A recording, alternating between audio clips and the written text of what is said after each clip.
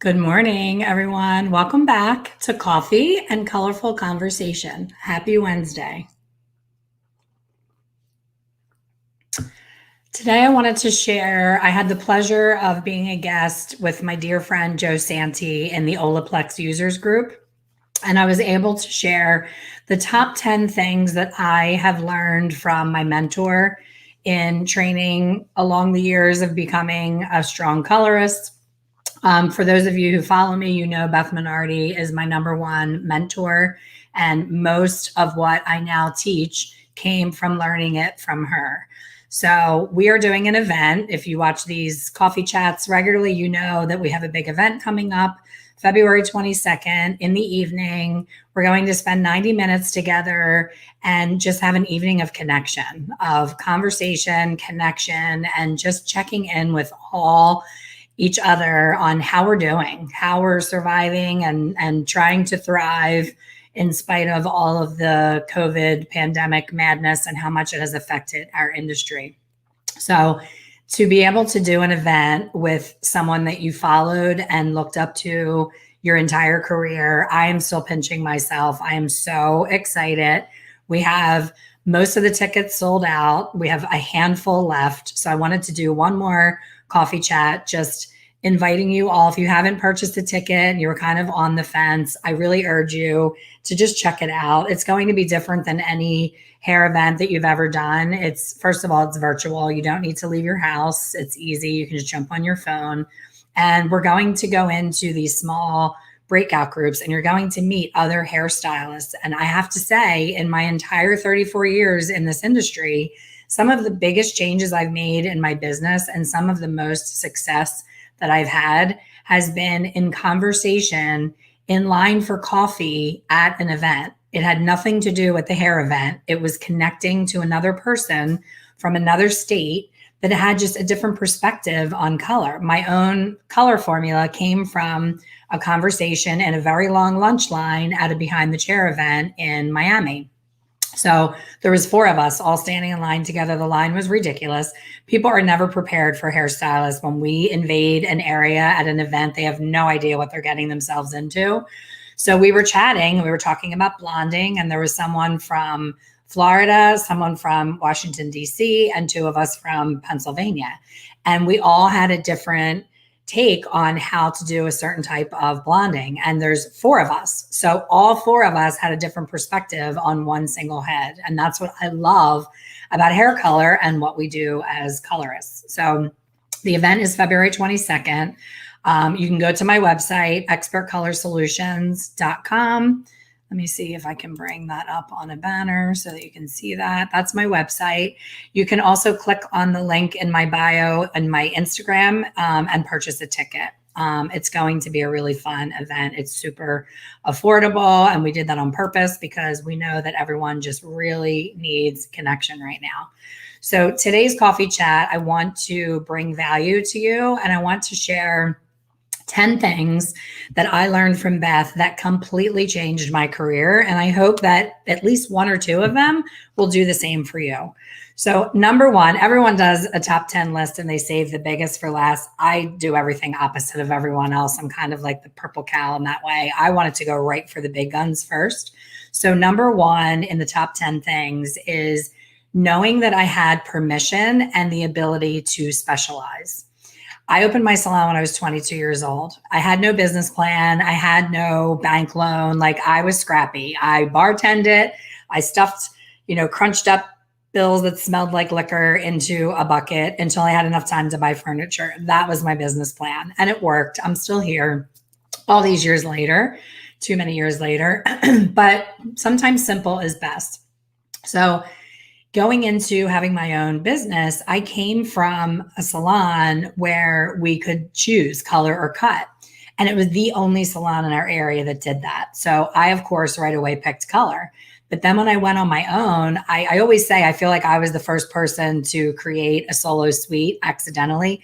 I did not want employees. I did not want a huge salon. I wanted a salon just for me, a little boutique space, a little studio where I could just be me. I could control the music, the temperature, everything around me. I'm a control freak. What can I say?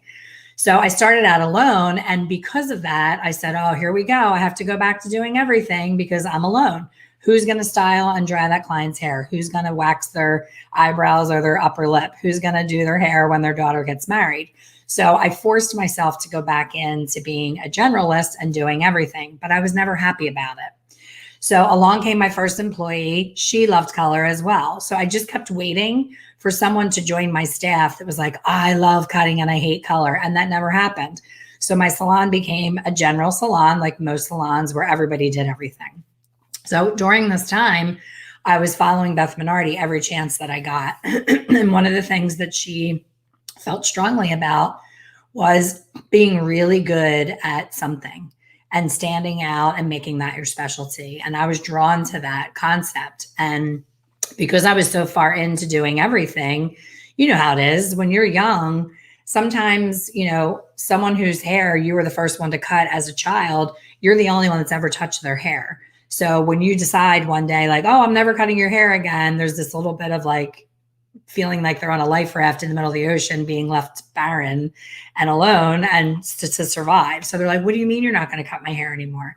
So how I ended up getting over all of those hurdles was when I opened my second location. That was the hard line of that's it.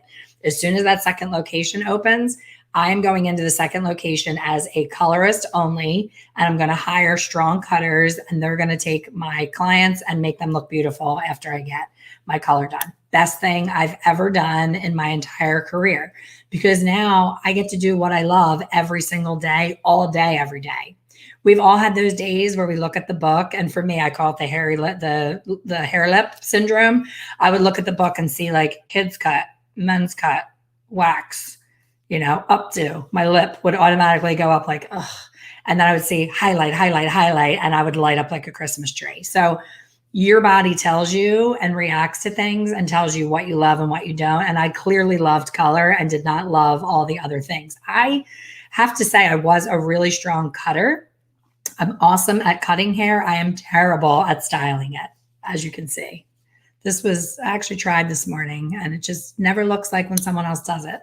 So that was my strong point, and that's what I ran with. So the day I decided no more, put my scissors down and stop doing everything else, my book exploded because people want to come to you because you are known for your specialty. So I didn't have to do Groupons. I didn't have to discount my services. I didn't have to, stand outside naked with a lunch board saying openings today.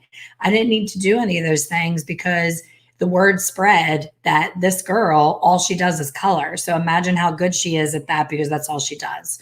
So it automatically you become a known expert because you're going all in. So that's first and foremost, best thing I ever did was specialize. And I'm not saying everyone has to, but pick one thing that you're really passionate about and get really good at that one thing. You can still do the other things, but like curly hair is such an opportunity right now. If you go all in on curly cutting and curly color, you will have a line at your door of curly girls because when it's not done right, a curly girl suffers for a long time. You heard that from me. Go specialize in curly hair. Number 2 is the eye color test. Beth taught me 20 some years ago that when you look into somebody's eyes, you can see whether or not they're going to have a really warm result when you're lightening their hair. It tells you how much pheomelanin they have in their body, and everybody has a different amount. So by looking, that's also in my book in more detail. I'm talking fast because there's 10 things that I want to share with you. So the eye color is a telltale sign of warmth, and whether or not you can lighten someone using just a high lift color or whether you need to go into stronger using lightener, aka bleach. I don't like to say that word. I found out yesterday when I shared this top 10 list with Joe and the Olaplex users group that it also tells you about perming, about how strong the perm solution needs to be because of the sulfur ring in the eyes. So I learned something by sharing my top 10. I learned from Joe that that's an indicator of perming. I haven't done a lot of perms since the 90s, but I hear they're back. Number 3, highlighting patterns. I learned a highlighting pattern from Beth that changed my game forever. I no longer do 40,000 foils. It's not necessary. I go in and place the foil exactly where I need it to cover the most amount of the hair. I'm doing a workshop in March where I'm going to share this technique and other techniques so that you can stop doing 400,000 foils. You're wasting your time, you're wasting your client's time, you're doing damage when it's not necessary, and you're taking away the special look of a dimensional highlight. The more foils you pack into the hair, the less interest there is around it. Those blonde pieces need that depth behind them in order to pop and look special.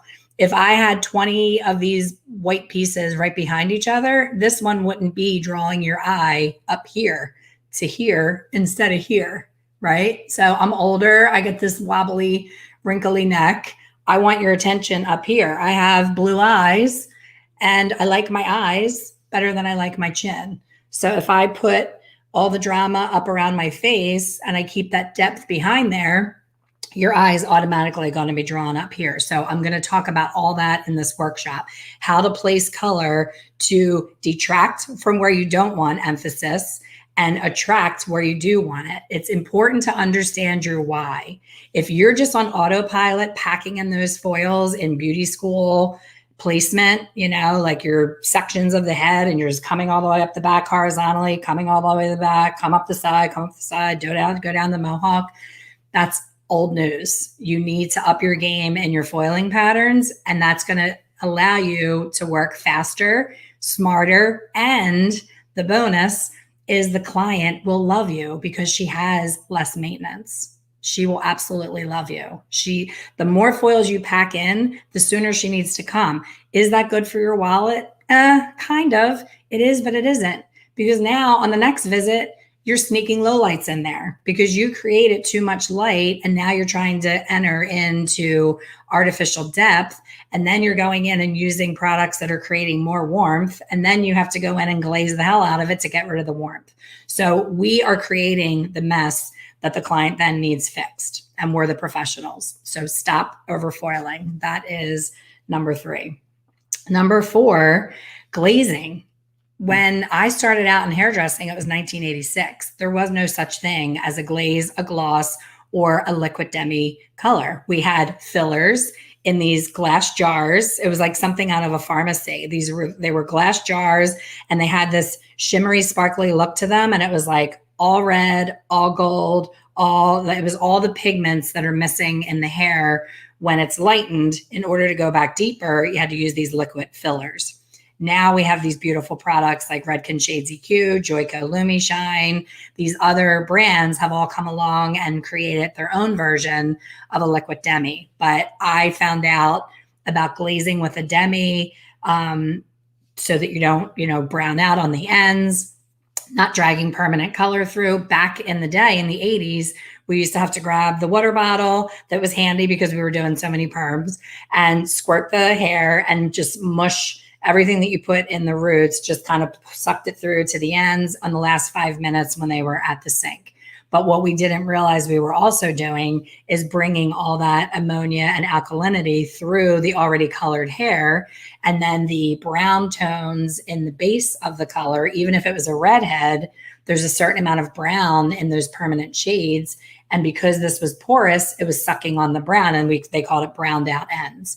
We don't have that anymore because now we have better tools. So Shades EQ is not as old as my career. So it didn't always exist. So Beth was the person that introduced me to glazing, glossing, and all things that now are normal terminology in the salon, but back then they didn't exist. Which leads me to number 5. Number 5, I talk about in the book. I talk about it if you're a member of the Hair Color Secrets Insider membership. Constantly, I talk about that I think that demi color is the most underutilized tool in our arsenal. If I were to be deserted on an island and I was the island hairdresser and I could only get 2 things shipped in on a regular basis, they would have a boat come with my supplies. I would ask for powdered lightener, 20 volume developer, and a liquid demi color. That would be it. I could color everyone on the island with demi color and lightener. That's it. I wouldn't need any permanent hair color.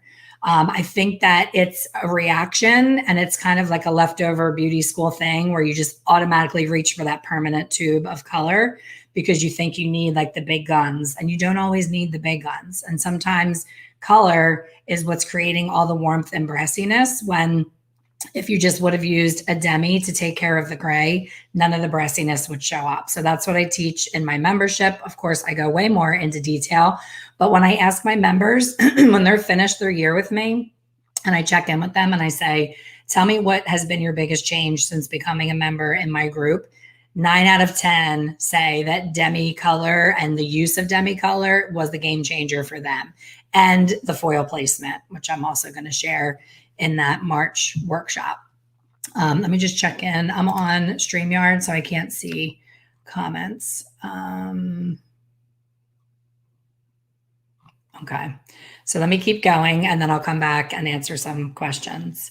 So using a demi for gray coverage and not just to do a glaze on a blonde or a glaze to refresh ends is the biggest game changer coming from Beth, as well as how to kind of tweak a demi and not use it exactly how the directions say to use it. That's why I can be a rebel, because I'm a brand-free educator, so I can give that advice and not get in trouble.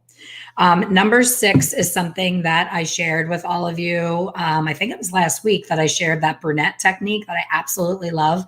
If you need a reminder, just go back here on this page. You can scroll down and see the chat that I said, why should blondes have all the fun?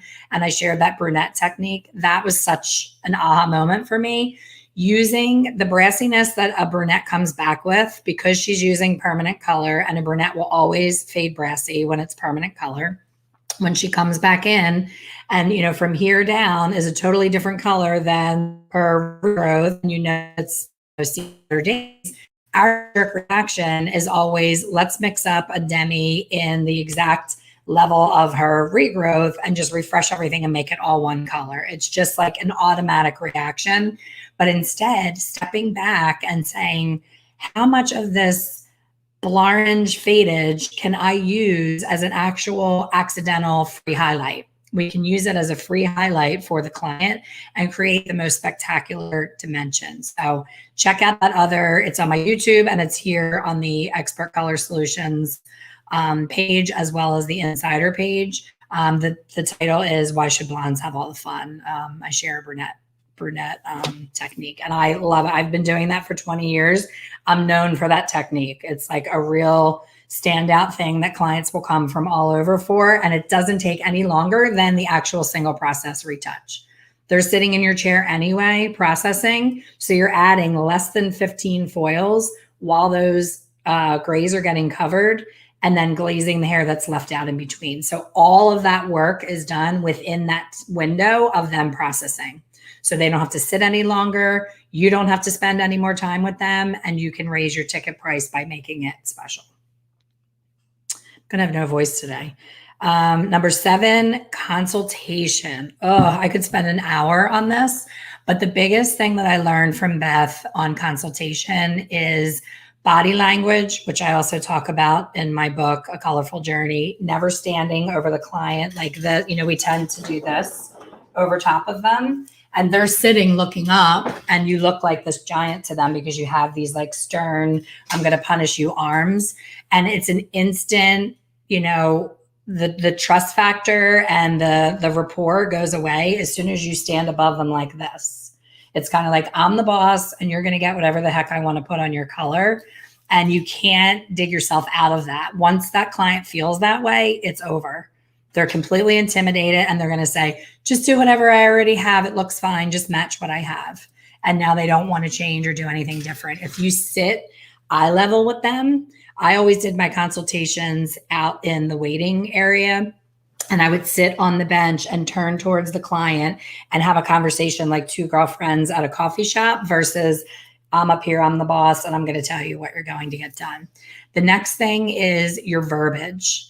I hear the verbiage when I'm in a salon having my hair done, and I overhear other conversations, and I hear, come on over, we're just going to throw your toner on at the bowl. Now picture me hearing, we're going to throw your toner we're going to throw your toner on at the bowl versus, Elaine, come with me. We're going to give you a nice relaxing shampoo, and I'm going to apply a shiny conditioning gloss to finish off your color and bring everything together and make it super shiny and make your color last longer. What sounds better? We're going to throw a toner on you. A toner is what your mom got in 1965. A glaze, a gloss, a shine treatment, all of those words matter. If you want to charge $10 for a service, say, come on over, I'm going to throw a gloss on you. I'm going to throw a toner on you. If you want to charge $45, you say, come back to my chair where I'm going to apply a conditioning, shiny color glaze that's going to bring everything together and create lots of shiny dimension. Which one are you going to pay $45 for? And all I did is change the way that I spoke about it. So watch your words. Don't say bleach, say lightener. Don't say strip when they screwed up during COVID and they used drugstore color. Don't say, okay, we got to strip all this out. We got to, strip it all out, let it sit under hot dryer, like all these harsh terms. You say, we're going to do the best we can to remove some of this harsh color and create a lighter tone. Like, it's softer terminology and it gets more comfortable the longer that you do it, but it makes a huge difference in you setting yourself up as the authority. Number 8, this is a big one. You're getting a juicy nugget that I should be doing a full class on, and you're getting it free here. So one of the biggest aha moments that I've had in learning from Beth was redheads. I can't tell you how many people struggle with redheads, and this is why. Hair naturally contains a lot of warm tones when lightening. When you go through the levels of lift, and if you haven't gotten one of these, you need one. These are on my website now. It took me a year to have them made, and they're fabulous. You have your color wheel, you have your percentages of gray, which people always misdiagnose. You have your true natural level, which is always, always misdiagnosed. And then you have all the levels of lift that you have to go through. So your formulation becomes absolutely predictable. You know exactly what's going to happen before it even happens. So if you know that you're taking your guest to a level 6, you know that this is what arrives naturally in the hair at a level 6. This doesn't happen because there's red in the formula. That happens because dark hair is trying to become light. So when you create a redhead, start using what comes out of the hair naturally to create that red instead of going in gangbusters with an RR or a CR or a CC, all these strong reds. When you go in with them and the client has darker hair and you're going lighter, you don't need all that strength of red. You're going to get it naturally in the hair. And if they're gray and want to become red, remember that they're gray. Gray hair with an RR or a CC or a CR is going to turn crazy colors, and you're going to go, oh my gosh, I have to change color brands. This went crazy on this gray hair. Gray hair is missing all of this. You need to get the yellow, the gold, all of those things have to be put back into gray hair before it can become red. And that's what you're forgetting. So respect the gray in the hair, treat the gray in the hair. So then what happens is people say, oh, she has 50% gray. So I now need to use 50% of my formula needs to be an N, neutral. And then the rest of my formula will be my, crazy bright rocket fire red so that I can make up for all that neutral. But what if you did gold instead? Gold and neutral both cover gray. Most people don't know that. Most people are taught in beauty school, you have to have neutral in there to cover gray. You don't. You can have gold or neutral, or you can have both. So on a redhead, next time you want to cover gray and make them really bright red, go in with a gold for your gray coverage and then add all that red in addition to it. And you're not going to get hot roots. You're going to get excellent gray coverage, and it's going to be a more believable red. It's not going to have that artificial red look, and it's not going to fade the way that the neutral fades. The neutral has all that brown background in there. So when it starts to fade, it's going to get that, is she really red? She's kind of like picnic table reddish brown. That's because of all that neutral. So that's your big tip. If you missed that, shame on you. Rewind. Come back to me. Gold when you're doing a redhead instead of neutral. Neutral when you want a cool result or a neutral result. Gold when you want a gold result or a lot more warm. So that's your tip. That's a big one. Number 9. This is one that drives me crazy. When I am training someone new to work in my salon, they are the most important, right? You hire this person, you throw them in, and you're like, oh, there's the laundry room, there's the foils, tear foils, sweep the hair, do this. But we never take the time to teach them how to take our color down. So back to the 400,000 foils, you're taking all this time doing these little itty bitty baby lights, and you're foiling through an entire, episode of your favorite soap opera. Foiling, foiling, foiling, making sure nothing's bleeding, everything's packed in tightly and beautiful. And then you take them over to the sink and you take your hands. I've seen this on every Instagram video, on every technique, in every salon USA, all over the world. People grab the front of the hair, the foils, and do this and just pull all those foils out and put them into the sink. And then they start to rinse. And now all that beautiful placement of all highs and lows and different tones and glazing in between now becomes this like soup of tones where the blonde, the newly lightened blonde, now the glaze that's next to it is running over that blonde and making it weirdly pink or mauve. And you have this big concoction of all the things you just took that time to do. Take the time yourself initially. And if you work with an assistant, take the time to show them how to properly rinse color. One of the things that Beth shared with us at a class, I will never forget as long as I live. The girl that was on Third Rock from the Sun or whatever it's called. What was that show called? Third Rock or something? Kristen somebody. She's a really tall blonde. Beth shared a story that she came to her to have her hair fixed because she went to have color done and they alternated high and low lights. Did that, pulled all the foils out, put them in the sink. They were rinsing her hair. The low lights were getting all over the highlights. The chemical reaction of the two different types of color together, sitting in the water that's now in the bottom of the sink because it's filled up with crunchy, dirty foils, broke all of her hair off. And she's an actress. She was in the middle of a movie. So Beth had her hands full with trying to fix it. But ever since she said that, I was like, that's genius. It totally makes sense that you should rinse the colors separately, especially with vivids and all these other colors going on. So if you don't have help, you have to lift up the foils and clip them up. Starting at the nape, you want to, if I have a glaze, if the foils are in and I've glazed this hair in between and the glaze is underneath, I want to start to rinse from that nape. Rinse, rinse, rinse, rinse, rinse until the water is completely clear. Don't just quick rinse. You want to get your fingers in there, get all that color out, rinse until the water's clear. Then you want to pull your first foil, rinse, rinse, rinse the foil. Then you want to rinse that hair in between on top of that, pull the next foil. When I get to about the occipital, I put a little bit of shampoo in there and I start putting some shampoo on top of it so that these other pieces and this other color doesn't go over top of that. So taking the time to really protect the other color. How many times have you done a root retouch and they have beautiful highlights when they come in and then you're blowing them out when they're done and their highlights, they look like they need new highlights? There's two things that happen. You were a little overzealous with your retouch. I see people do this with a retouch. Her gray is not down here, it's up here. So you don't have to do the smear. This is the smear. That's not the way you apply color. You tap the color at the root line exactly where the gray is and only where the gray is. So now I get to keep all these highlights that are right up to my scalp because they were just done. And I don't need more on the next visit because on the next visit, I think that's one of my other numbers. So I don't want to jump ahead. Yeah, I'm not gonna jump ahead. But you want to make sure that you protect that hair because they paid you a lot of money for those highlights. And now you're the one taking them away. It's not that their hair grew.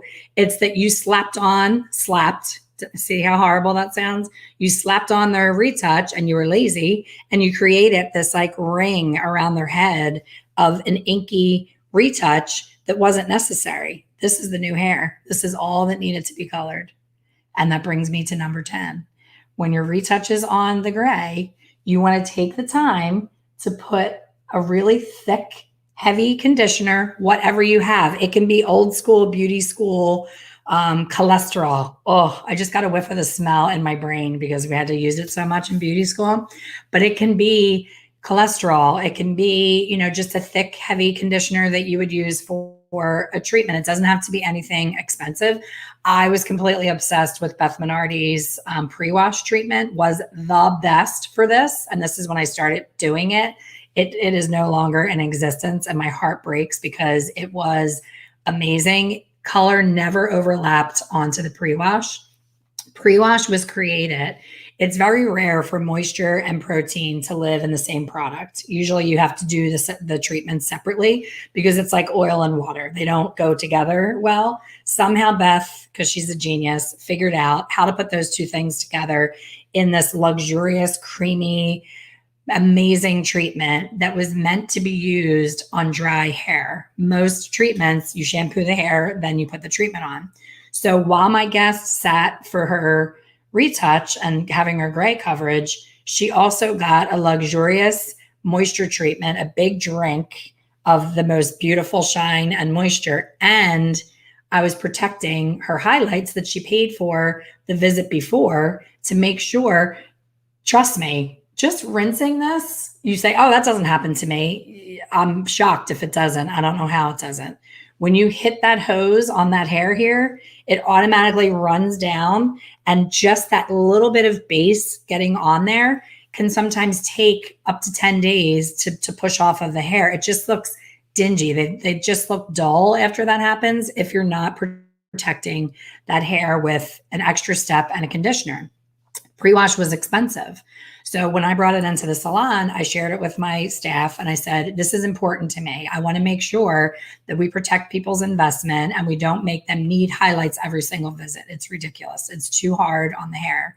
So if you have a retouch and highlight or a retouch and glaze, make sure that you're protecting that hair and make sure that you're charging for it. So my ticket became my retouch price plus $10 to cover the cost of the pre-wash. You could charge $20 for it. You can charge whatever you want, but you want to be fair to the client. So that would up my ticket and take the muddiness away from them needing color on the next visit. So those are 10 things. I could sit here and tell you 500 things that Beth has brought into my world. She just blurts it out like it's nothing and doesn't realize how much of a wow it is when she does things. And that's what she's bringing to this event. It's going to be her and I having a conversation as two passionate colorists who love to teach and share. So we're going to talk about color, but don't expect, a flip chart and formulas and the recipes that everybody thinks formulas are. That is not what you're getting. This is like an intimate evening. Picture us all sitting around a table at like a wine tasting event.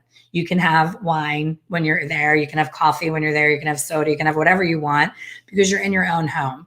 Get in your comfiest lounging clothes, your most comfortable clothes. Don't feel like you have to come looking gorgeous. You will be seen on camera, and please make sure you have your cameras on. It's a whole different experience if your camera's off and you're just talking. Like, you want to be able to see each other and connect, but don't worry about putting the makeup on and looking perfect. Like, picture it as like a big pajama party with a bunch of people that share all the common interests that you share, because we're all in that same world of hair and the love and passion of hair, with an emphasis on color, because Beth and I both only do color.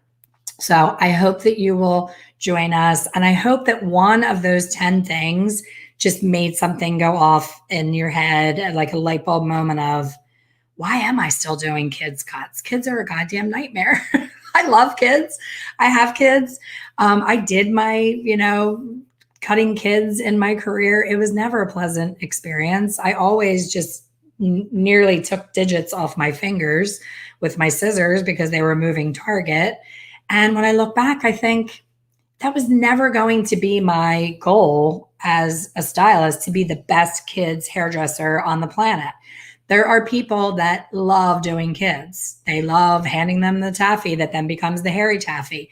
There's people who love that. And there's salons that have the little horse and the iPad and they can entertain that child. And that's where I love sending my clients when they call and ask to get a haircut for little Johnny, hairy taffy. We say, Johnny is welcome, but Johnny will pay adult prices. And that's the way that we phased out kids cuts. So you don't have to say, we do not allow kids because you can't discriminate. But when a child's haircut becomes $75, suddenly mom and dad want to go to the horsey place and pay, $20. So it was a decision and it was on purpose.